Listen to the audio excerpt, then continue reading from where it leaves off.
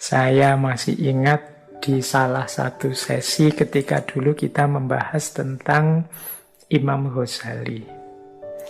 Jadi kalau teman-teman membaca misalnya kitabnya Imam Ghazali yang judulnya Al-Munqidh Minad Dhalal. Di situ Imam Ghazali melakukan penjelajahan keilmuan, penjelajahan intelektual saat mengalami keraguan-raguan terhadap kebenaran yang pasti. Nah, di antara yang diulas oleh Imam Ghazali itu antara lain tentang mimpi. Jadi kata Imam Ghazali di Al-Munqidh itu begini. Kita ini menganggap bahwa akal pikiran kita itu kebenarannya pasti dan bisa dipertanggungjawabkan. Ini melebihi kebenaran yang kita peroleh dari panca indera. Jadi beliau kan meranking ilmu-ilmu itu yang diperoleh dari panca indera, yang diperoleh dari akal, dan nanti ilmu yang diperoleh dari pengalaman religius.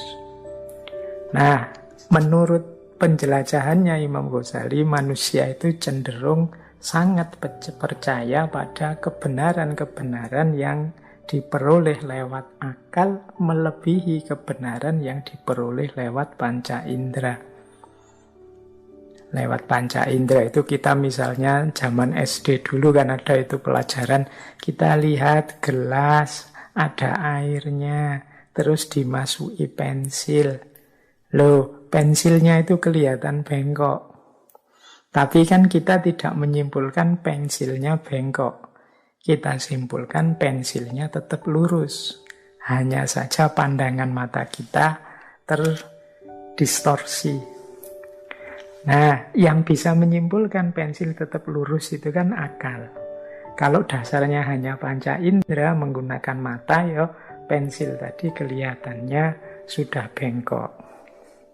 Dari sini terus disimpulkan bahwa, oh, kalau begitu akal itu lebih kuat untuk menemukan kebenaran.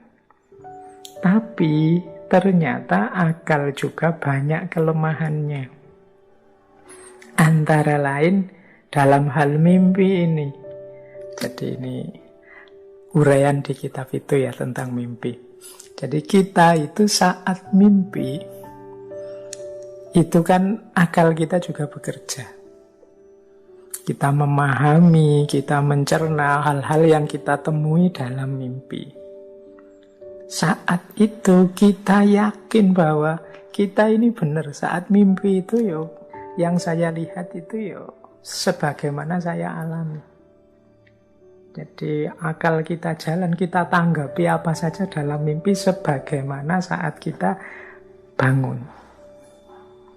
Jadi misalnya kalau kita mimpi nyebrang jalan, kita beneran minggir biar tidak ketabrak mobil. Saat mimpi itu, kita mimpi melakukan apa, kita gunakan logika persis seperti saat kita bangun. Dalam mimpi itu kita merasa ini benar, ini pasti yang benar.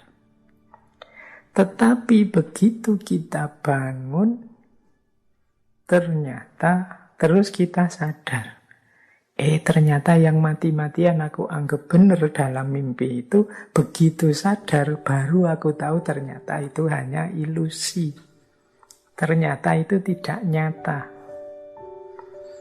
Nah ini kalau di kitab Al-Munqidh Minad Dhalal ini dipakai untuk menyimpulkan akal juga tidak selalu mampu menangkap yang benar. Buktinya dalam mimpi itu sesuatu yang maya, yang ilusi dianggap nyata.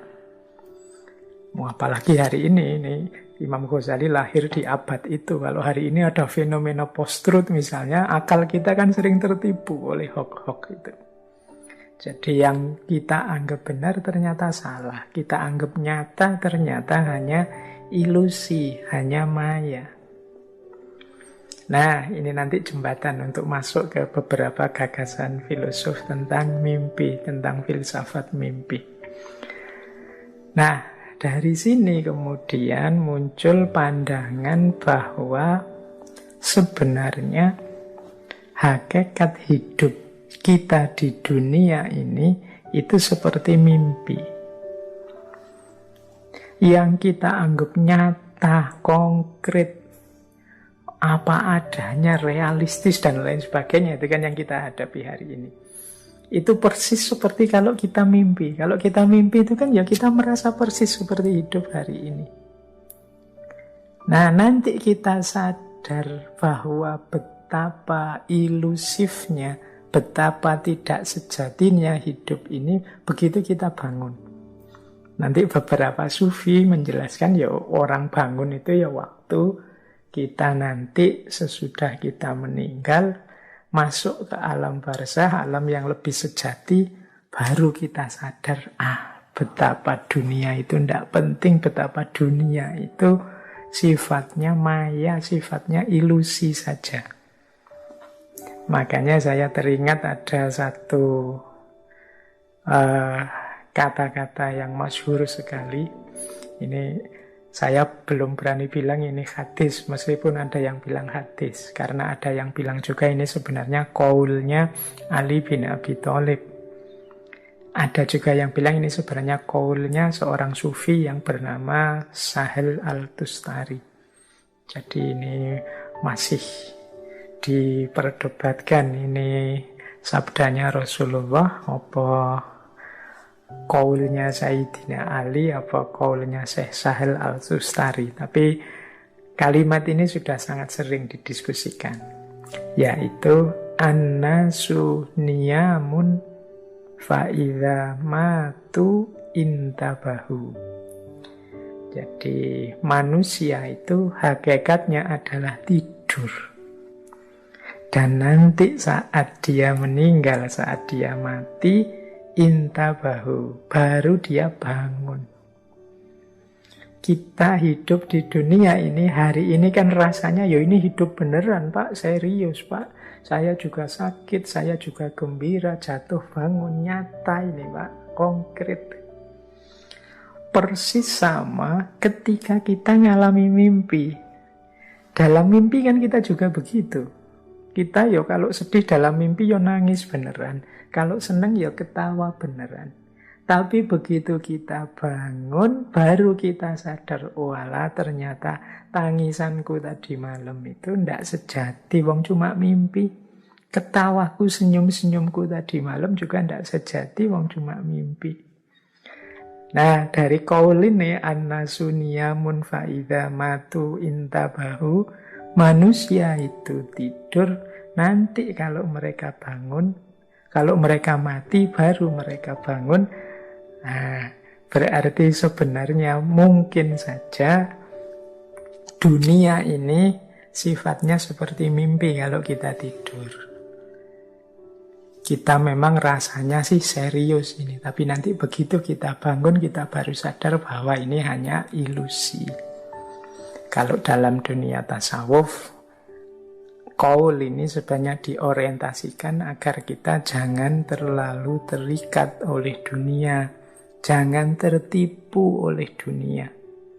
Dunia ini sifatnya tidak nyata, tidak pasti ada. Ya satu-satunya yang pasti ada kan memang Allah. Bahkan diri kita ini kan hanya dipinjami keberadaan oleh Allah. Makanya eman-eman kalau kita hidup di dunia ini terlalu terikat, terlalu terpengaruh, tertipu. Wong ini hanya mimpi. Harusnya kita lebih serius di hidup yang sejati, yaitu saat kita bangun. Nah, ini salah satu filosofi yang berhubungan dengan mimpi. Ini dari para tasawuf.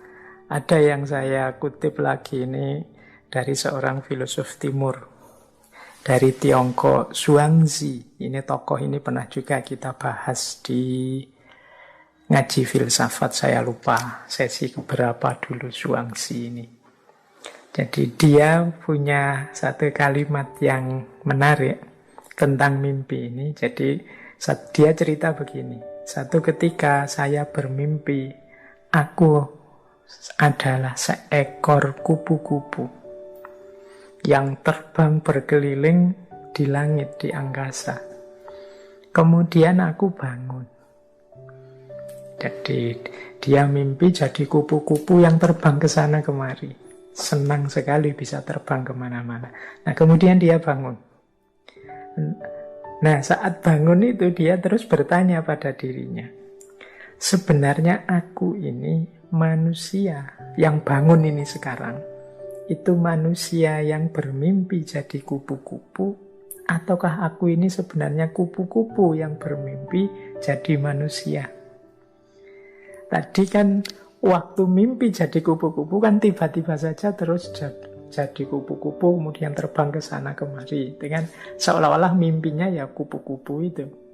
Tapi kemudian bangun dengan kesadaran sebagai manusia. Nah, ini yang lebih mimpi yang mana? Nah, itu pertanyaannya. Logikanya sama dengan para sufi tadi. Hidup sekarang di dunia ini dengan hidup nanti, itu mana yang lebih sejati? Wong dua-duanya ketika kita mengalami, kita meresponnya sama seriusnya. Nah, maka di quotes-nya Zhuangzi itu dia bertanya, ini aku yang mimpi jadi kupu-kupu atau kupu-kupu yang mimpi jadi aku?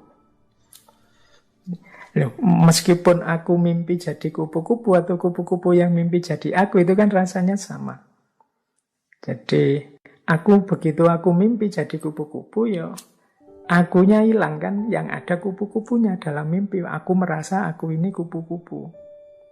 Sebaliknya juga begitu, kupu-kupu yang mimpi jadi aku, jadi manusia, itu kupu-kupunya hilang. Wong sekarang mimpi jadi manusia, dia merasa dirinya yang sejati manusia.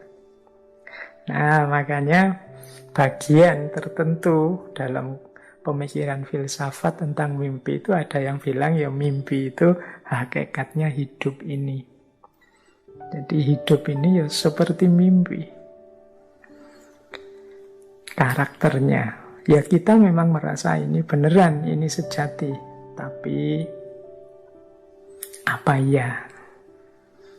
Jangan-jangan kita ini sedang tidur mimpi. Jangan-jangan saya ini sedang tidur memberi kajian, teman-teman sedang tidur mimpi mendengarkan kajian. An-nasu niyamun fa'idha matu intabahu. Manusia itu tertidur, baru nanti kalau mereka bangun, mereka mati, mereka terbangun, sadar di titik mana hidup yang sejati. Nah ini boleh kapan-kapan kita perdalam lagi tentang karakter ilusifnya hidup ini. Beberapa tradisi timur itu banyak yang punya pandangan hidup ini tidak nyata, hidup ini isinya kekosongan saja, tidak ada yang sejati. Oke. Menarik kalau teman-teman tarik lagi. Itu kita mungkin masih ingat ya teman-teman, dulu kita pernah belajar tentang bapaknya filsafat modern, René Descartes. Beliau ini juga punya pandangan tertentu tentang filsafat mimpi. Kapan-kapan kita bahas. Tapi kalau René Descartes ini disebut bapaknya filsafat modern, sebenarnya filsafat modern itu berarti berhutang pada mimpi. Karena René Descartes ini bertekad untuk jadi filosof, bertekad untuk serius mencari ilmu dengan jargon yang populer sekali, aku berpikir maka aku ada, itu setelah mimpi. Jadi René Descartes itu, beliau ini sebenarnya kan memang dikenal sebagai orang pintar, memang cuma suka tidur. Jadi beliau ini kalau tidur awal malam, nanti bangunnya bisa jam 12 siang. Jadi sukanya memang beliau ini tidur. Nah, satu ketika di musim dingin, saat ini René Descartes itu masih muda, sekitar tahun 16-19 lah, tanggal 10 November. René Descartes ini saat itu sedang jadi anggota pasukan sukarela Bavarian. Karena setelah beliau tinggal di Belanda, beliau tidak kerasan terus ikut pasukan sukarela. Meskipun tidak jelas sebenarnya beliau juga merasa tidak ngerti kenapa ada perang. Ini perang melawan siapa, alasannya apa. Tujuannya nambah wawasan saja dari beliau jajal ikut sebagai anggota pasukan sukarela perang. Nah, satu ketika beliau ini bermimpi. Jadi saat itu musim dingin, malam hari beliau bermimpi.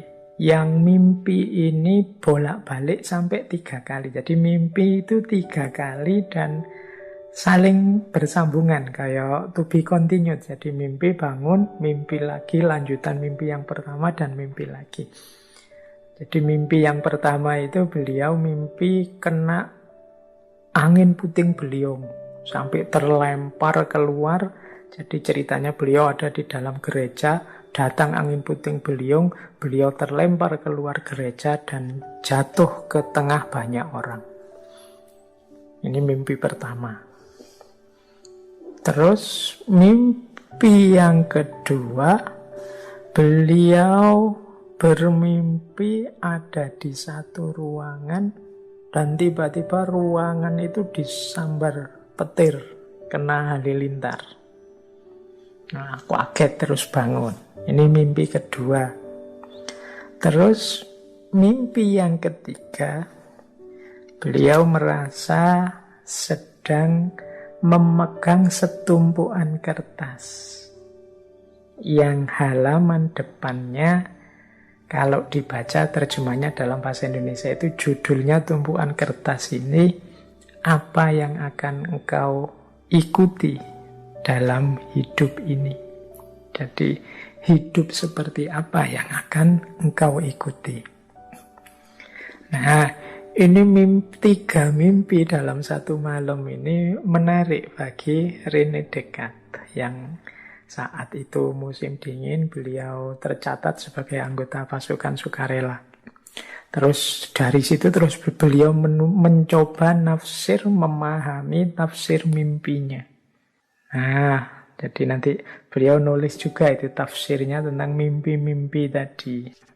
Mimpi diserang angin puting beliung sampai terlempar keluar tadi ke tengah orang-orang, itu ditafsirkan oleh René Descartes bahwa ada satu kekuatan yang akan melanda dirinya, yang tidak mungkin dia menolak.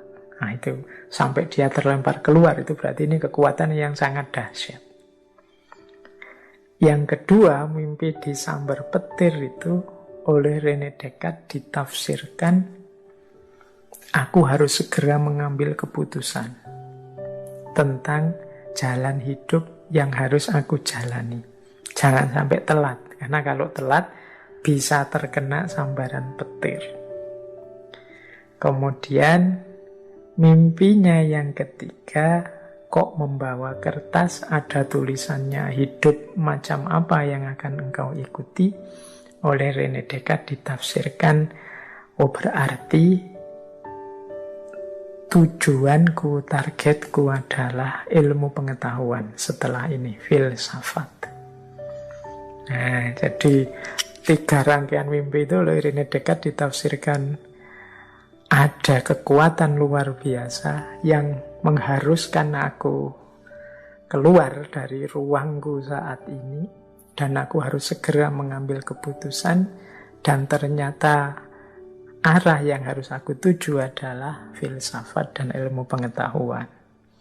Dari situlah nanti René Descartes mulai geser ke filsafat-filsafat, termasuk dengan satu istilah dari yang beliau yang masyhur sekali itu kan cogito ergo sum. Aku berpikir maka aku ada. Loh, ternyata lahirnya filsafat juga diawali dari mimpi